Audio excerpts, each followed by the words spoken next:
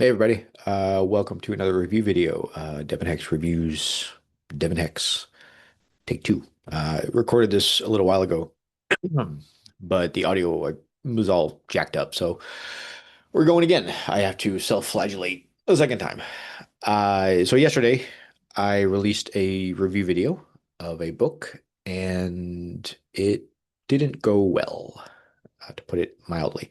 Um, the way that I came at the review was wrong, uh, and I recognize that now. I should have recognized that the first time, but I needed to, since I made a public review video and put it out there and sort of did a little bit of damage, uh, potentially a lot, well, I guess, but I figured, well, I need to make an apology video as well and sort of explain a little bit, um, and see what we're looking at going forward.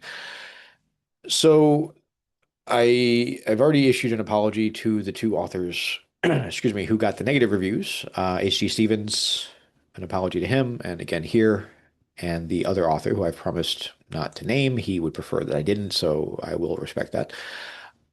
But the problem with what I did is not that I had critical things to say about the book. The problem is the way I set up those critiques and how I tended to belabor the point and stretch it on, and it was accused of being a hit piece, and that I never intended it to be a hit piece is irrelevant. And once I understood how it was giving that impression, I was like, oh, fuck. Yeah, okay. I see what you mean now. Now, I probably should have figured that out on my own, but I did not. My thought process with the reviews to begin with was that there was nothing really like that going on. And I've always tried to be the change that I wanted to see. I wrote my book because I wasn't seeing the kind of books that I like to read represented in Harem. There were some good books, but they weren't hitting that right chord with me.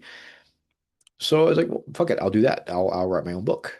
And that's what I did. And when I went to first learn about Harem Lit and learn about writing Harem Lit, I found almost no like sort of video interviews or Q&As and things like that that existed for this space. You can find interviews of like Stephen King and Brandon Sanderson, like these big huge authors, they do stuff like that. But when it came looking into this genre, into this community, almost nothing. We have Facebook and Reddit and Discord. And you can go in there and, the other authors are generally very receptive to questions and they'll talk to you a little bit. But at the same time, you want to be respectful of their time. You don't just want to pepper them with questions every time you show up because that gets frustrating. So you go looking around on YouTube for content that might, you know, give you a little insight into the craft, which that was going to be the point of the interviews that I did later. And then you also maybe look for reviews. Who's reading what and what do they think? And we have an issue with reviews like on Amazon. Um, and I found that often you can't really trust the reviews in a way. I've picked up some books, not just in Haremlit, but in other books too, where they get amazing reviews, and then you read them, and it's like you're taking crazy pills. Like, are we reading the same book? Like there was one huge lit RPG book that people were constantly talking about, and I was like, oh, let me check it out, and it was awful. And the way that people go on about it is it was almost like it had a cult following. I'm not going to say what it was, but it you read the reviews and you think this book is awesome and amazing and has no problems, and then you read it's like, oh, there's kind of a lot. Now, of course, this is going to be highly individualized, but you would expect to see more of the negatives as well as the positives to give you sort of a better idea, see where the mean is. And with Haremlit, that was even more pronounced. I read a Haremlit book at one point that was basically murder porn. The MC was slaughtering people, forcing women into almost sexual slavery. And you look at the reviews, oh, 4 stars, 5 stars, this book is amazing, a great action. And it's like, Nobody, and so the general kind of tone is that if you have nothing nice to say, you shouldn't say anything at all, which I can kind of understand, especially now that I have my own book. I don't want to see negative reviews of my book either, but that is also part of the process of creating something. You're going to get, excuse me, you're going to get negative reviews. And my my feeling about criticisms of my stuff is that as long as someone feels like they have a reason, then it's like, okay, well, there's death of the author. If it's out there, you have no way of controlling how it's perceived. So you have to sort of take those lumps. And I can appreciate if they took the time to read the book and they felt strong enough to write it, I can appreciate that. And they may have a good point. Maybe there's something I should have done better. And so I approach that same acceptance of how I would expect my stuff to be reviewed and how I looked at the reviews for other books. It was pointed out to me by another author that there are communities that really don't even allow authors to critique other authors because it tends to look bad. If I give only positive reviews, for example, if I were to do this, it looks just like puff pieces and disingenuous, and he's trying to curry favor with these authors or they're his buddies or something. And if I am critical of a book, it looks like I'm just trying to say, well, I can do it better. Like it's sort of self-serving. So for that reason, a lot of writing communities they just don't allow it because there's as the author pointed out to me, it never goes well. It doesn't matter how you do it, someone's going to take issue with it because I'm a writer too, and so I shouldn't be doing it at all. So I don't know where that leaves any reviews going forward, but that's a little bit different topic. So to go back to the honesty thing, I'm a very honest person, and I sometimes when it comes to that, my brain mouth filter doesn't work. I'm direct and I'm blunt, and it gets me in trouble. It's not the first time that my intention of just being honest about something has rubbed people the wrong way. You'd think I would learn by now. And as someone on Reddit pointed out, no, I'm not being honest. I'm just being an asshole. It's like, well, yes and no. My intention was not to be an asshole. I wasn't creating reactionary content to stir up controversy. Um, in my opinion, my reviews were not there to tear down the author, but in the way that I chose to do it, that's how it came across. And so that's my fault, and I do take responsibility for that. It doesn't really matter at that point that I didn't intend it that way. Just like my book, once it's out there, you have no control over how it's received. So I do take responsibility for that. I should have anticipated what that was, and I should have anticipated how it came across. So that's the point of this video is to say, yeah, I fucked that up. And whether you believe it or not, it really was not out of any intention for ill will. As I said at the beginning, none of these things really existed before I started it.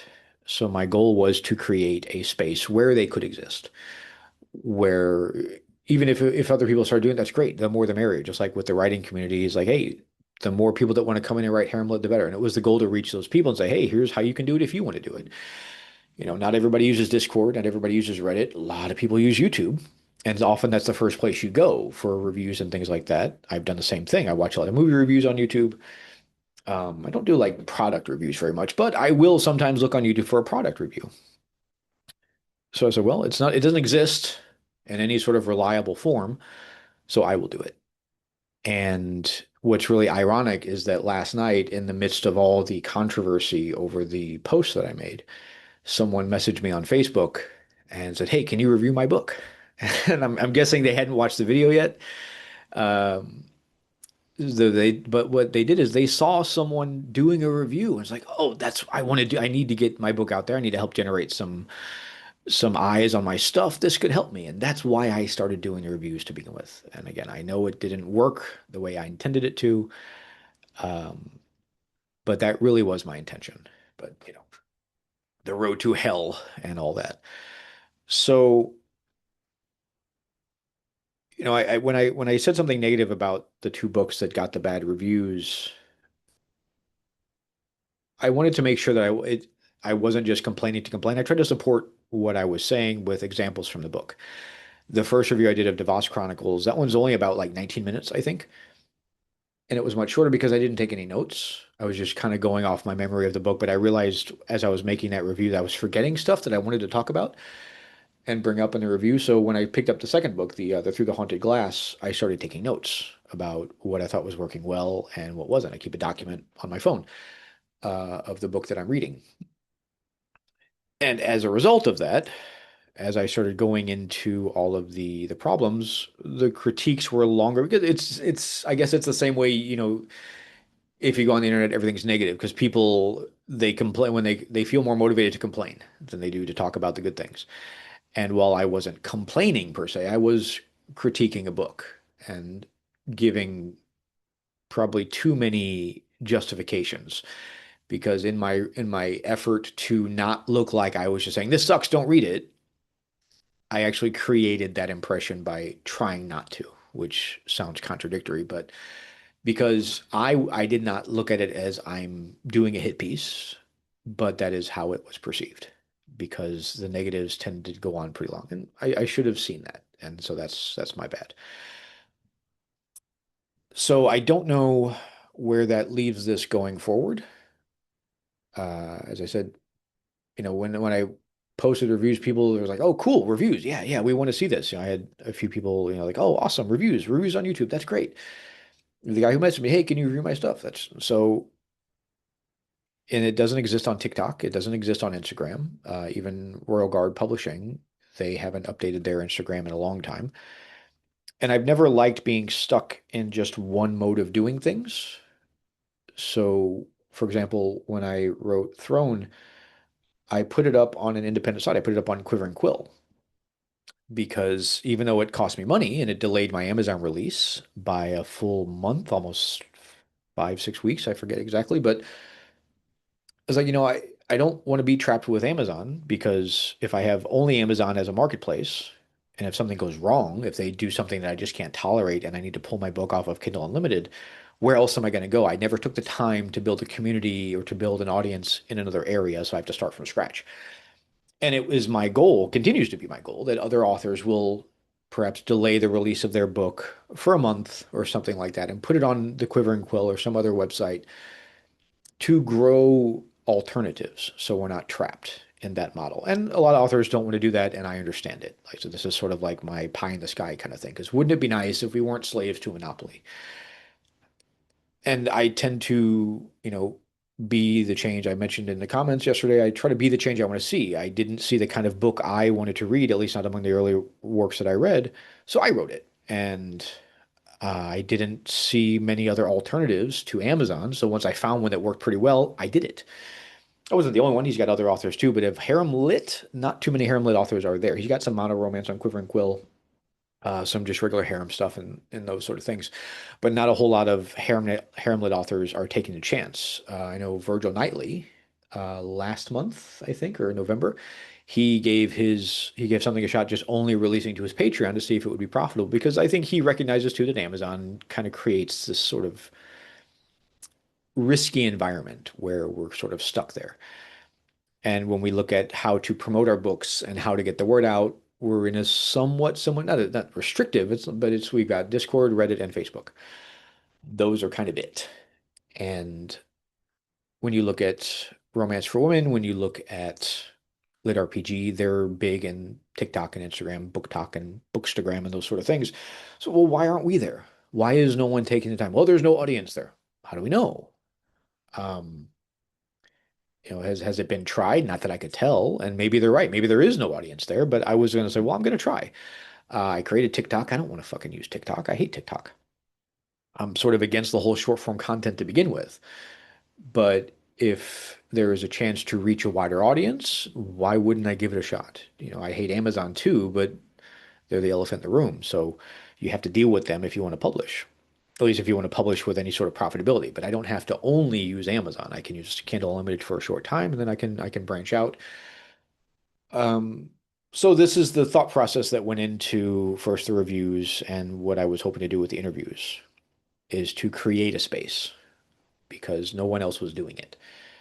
It's just really unfortunate that I fucked it up as bad as I did.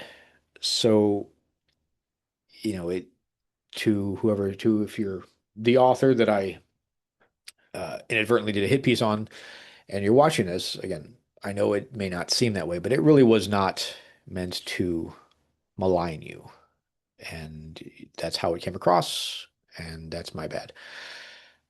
So I don't know where that leaves it going forward. As I said, Leon West, he pointed out in the Reddit thread yesterday that it doesn't look good when an author reviews other works. So I don't know if I should try to do it better or if I should just abandon the whole endeavor and hope someone else does it. Maybe you got a webcam and Zoom. Maybe you can do it and do it better than me. Don't do what I did. Um, because in my efforts to do something positive, I achieved the exact opposite result. I don't want to stop doing it. I would like to do it better and sort of help atone. But if there's really if it is risky to do that, because I don't want to do puff pieces, I want to be able to critique when I feel something is not worth it. I mean, I want people to critique my work honestly. I mean, if they don't like it, they don't like it. I can't do anything about that. I just hope that they take the time to explain, and maybe I can fix it. If it's something like, oh yeah, no, yeah, I can do better there. But if nobody ever tells me, just like nobody mentioned anything with the first review about how badly I was doing the review process, it prompted me to keep, okay, well, it worked okay, and I'll do another one. And if someone had come out on the first one and said, no, you're fucking it up, don't be a dick. It's like, oh, well, okay, I should rethink how I do this. The same way with negative reviews, if I get enough negative reviews, like, oh, I'm doing something wrong. I need to fix this. But now I'm at the point where, okay, I know what I did wrong. Got a message. Know what I did wrong, but should I try to do better or not? Um, I suppose I can put it out there to other writers, um, or if I should let it go and hope that someone else tries to do what I was attempting to do. Maybe someone who's not a writer, who's just a passionate reader. Maybe you, like I said. So going forward, who knows? I'll I'll put some feelers out there and see if this would be appreciated by anybody else. If I should, make up for it, if I should just drop it. And if I do, I just hope someone else picks it up because I do firmly believe that we need it. Um, Facebook skews incredibly old. There are younger readers out there, but they're not on Facebook. Even Instagram is starting to trend a little bit older because younger people who are inclined to read aren't reading off of Facebook. Facebook is boomers and elder Gen X like myself. And even I don't want to use Facebook. The only reason I reacted to my Facebook was because I know it's necessary for promoting the book. But I joined a last year. I joined an online book festival that had no haremlet in it at all. It was all romance for women, mono romance and why choose and reverse harem. I was the only haremlet author in the whole weekend long online festival, and it didn't really accomplish anything. At a couple of I did a Q&A and showed up, put my face on camera. Didn't really matter, I think I got a couple of people that were kind of curious about my book, but the one is I was trying. I was like, well, let me do something different. Nobody else is doing this. Let me try it. When I was 24 years old, 25 years old, I said, fuck it, I'm going to Korea. Why not? Why not do that? I know nothing about Korea. I don't know where it is on a map. I thought Korea was down near Vietnam, for fuck's sake. Didn't speak the language, didn't know Korean food. But sure, I'll go to Korea. Why not? I'll write a book. Why not? I'll do a review channel. Why not? Well, it turns out I should have listened to the not on that one. But that's how I sort of approach these things. If I see something where I think there should be something and I try to do it. So what do you guys think? I don't know. Leave a comment, message me. Should I try this again? If you're an author and you have an opinion about it, I would certainly love to hear from you because I could potentially be reading and reviewing your books. Um, should I just stick to really just say something positive or don't say anything? I don't really like that, because as a consumer, I want to see the good and the bad when I'm looking at a book to read. But if there's no way, especially as an author, to critique it and not have it look self-serving or derogatory or something, But then why do we have reviews at all if we can't read reviews and look at the bad parts and say, okay, this may not be, I don't know. Um, it it conflicts me a lot because I want to be able to put these things out there. And, there's a lot of conceit involved with giving a review. Who am I to give a review? Who the fuck am I? What sort of background do I have? I don't. I wrote a book and I read a lot. I've been reading since I was a kid. So, I've read fantasy, thousands of books of fantasy and sci-fi. So, I feel like I have a decent beat on things. But again, that's very, very subjective. But anybody who kind of sits down and says, I'm going to review something, how many movie reviewers went to film school? Not too many. And, reviewers sometimes get trash because, you just want to tear people down. It's like, well, I mean, yeah, unfortunately, that's what I did. That's not what I wanted to do, but that's what it ended up doing. Um, so yeah, if you've got an opinion about it, if I should try again, but better, I'd love to know what I should do. uh, because again, no one else is doing it. And I was just trying to generate a space, create community, even though it's been pointed out several times that that is the exact opposite, or what I did is the exact opposite of generating community. But is there a way to give an honest negative opinion and still build community in this sort of environment as an author? Um, don't know. But I think I'll wrap it up there. That's kind of what I wanted to say. Hopefully the sound is better when I go back for the playthrough, so I don't have to do this a third fucking time. But once more, I do want to apologize to H.G. Stevens for doing a review that I did. I've taken them down because again, as it was pointed out, they are not doing the thing I wanted them to do. So I've deleted them. I deleted the Reddit threads, not because I'm ashamed, but well, ashamed is not the right word. I am sorry that it came out the way that it did, and I was tempted to leave it up there just so people could see, look how look how Devon fucked up. Don't be like Devon. It could be that it just serves an example of what not to do.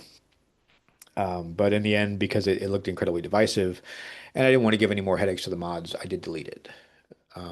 But for a second, I wasn't because like, okay, use this as an example of what not to do. Don't be like me. But again, if I don't do it, I hope somebody else does. Um, and we'll see where it goes from here. So thanks everybody, and I apologize for the damage that I did. So.